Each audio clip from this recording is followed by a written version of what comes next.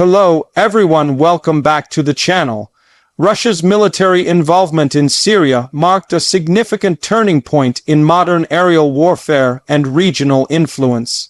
What began as a limited intervention to support a key ally rapidly evolved into one of the most sophisticated, layered air defense environments on Earth.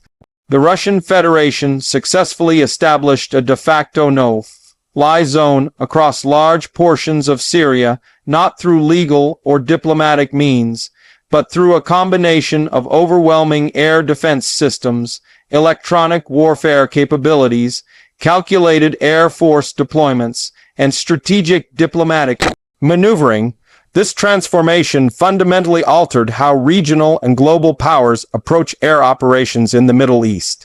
Russian military planners, learning from conflicts in Georgia, Chechnya, and Ukraine, approached the Syrian theater with the goal of building not just a temporary base of operations, but a permanent aerial stronghold. By integrating cutting-edge missile systems, radar networks, and intelligence infrastructure, Russia built a hardened shell around its Syrian assets, effectively denying access to any aircraft not cleared or coordinated through their systems. The visible phase of Russia's aerial entrenchment began in 2015 when its air force deployed to Hmeimim Air Base in Latakia, Syria.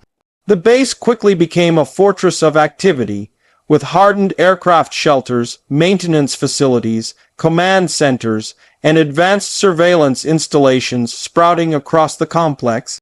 The arrival of the Su-30SM, Su-34, and Su-35 fighter jets signaled Russia's intention to dominate the skies.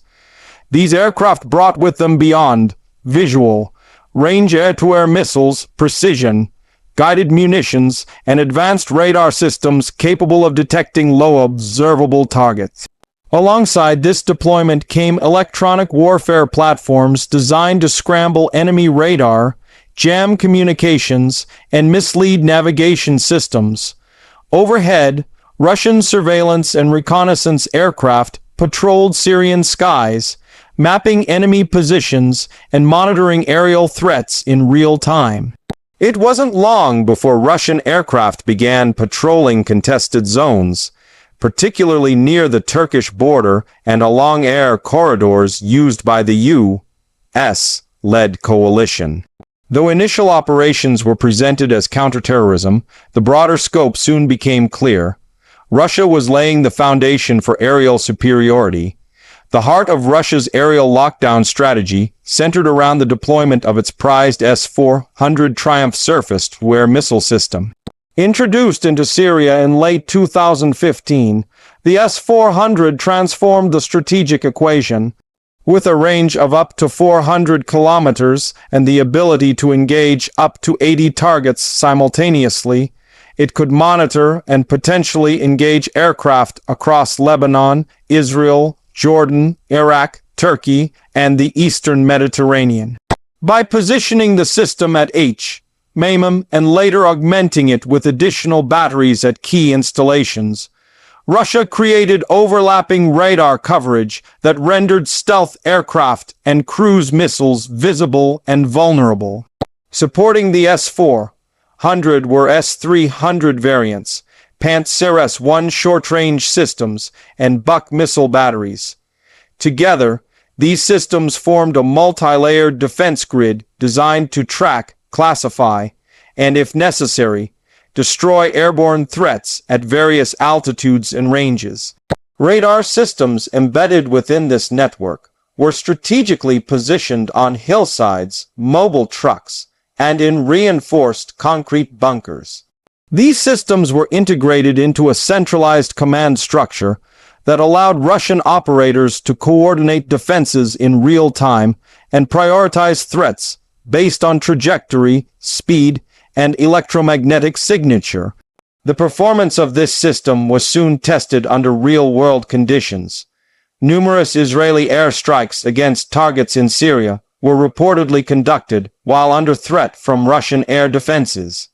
Although Russian systems rarely directly engaged Israeli jets, their presence alone forced Israel to modify flight paths, deploy countermeasures, and rely more heavily on standoff munitions. American and coalition aircraft operating in eastern Syria and Iraq were also affected. While Russia and the U.S. maintained deconfliction channels, the presence of Russian air defense systems meant that any unsanctioned or unexpected flight could be misinterpreted as hostile. This constant risk altered U.S. operational planning, forcing American commanders to reconfigure refueling patterns, mission routes, and strike packages. Turkish drones and fighter jets likewise found themselves on the defensive, particularly after incidents like the 2015 downing of a Russian Su-24 by a Turkish F-16. The message was clear. Syria's airspace was no longer ungoverned. It now belonged to a network under Russian supervision, and any air mission required approval or extreme caution. Internally, Russia constructed an extensive network of command and control infrastructure to manage this aerial umbrella. Deep within Syria's mountains and underground facilities, hardened bunkers housed radar feeds, telemetry data, missile guidance systems, and encrypted communication links. Russian specialists operated alongside Syrian personnel, integrating their systems to ensure continuous surveillance across the country's skies. These command centers allowed Russia to manage air traffic, coordinate with friendly forces, and track any incursion in real time. In addition to missile systems, Russia employed a variety of electronic warfare platforms to extend its no-fly zone without firing a shot. The Krasukha-4 electronic warfare system could jam radar and disable satellite communications across wide swaths of territory. It could blind surveillance drones, interfere with GPS-guided munitions, and confuse radar, locking systems on enemy aircraft. These systems were frequently deployed alongside mobile missile launchers and radar trucks, making the defense grid flexible and difficult to predict. The use of electronic warfare gave Russia the power to disrupt air operations without revealing positions or launching missiles. This non-kinetic denial of airspace through jamming and spoofing further enhanced the perception of a no-fly zone. The strategic logic behind Russia's actions was not limited to military defense. By establishing aerial dominance over Syria, Russia forced every player in the region to negotiate with them directly. Whether it was Israel planning a strike on Hezbollah convoys or the U.S. executing a mission against ISIS remnants, the presence of Russian air defenses required coordination or at least acknowledgement. Russia used this leverage to assert political influence, ensure the survival of the Assad regime, and maintain a permanent presence in the eastern Mediterranean. The no-fly zone also gave Russia a strategic advantage in projecting power toward Europe, North Africa, and the Persian Gulf.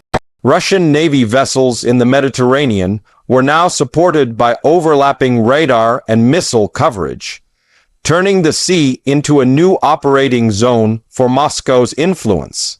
The Tartus naval facility, previously small and underutilized, was expanded and reinforced with Russian naval patrols, logistics ships, and even occasional submarine support.